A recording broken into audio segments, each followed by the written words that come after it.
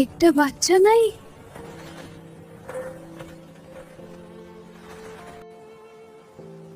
ঘড়ি তার কাঁটা ঘুরছে না। আজ একটা অলক্ষণে দিন।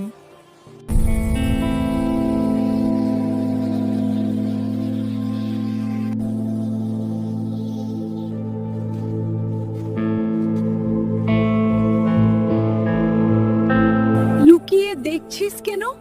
ঘুরে আয়। না আম্মা, কাজ আছে। পানি দিয়ে যা।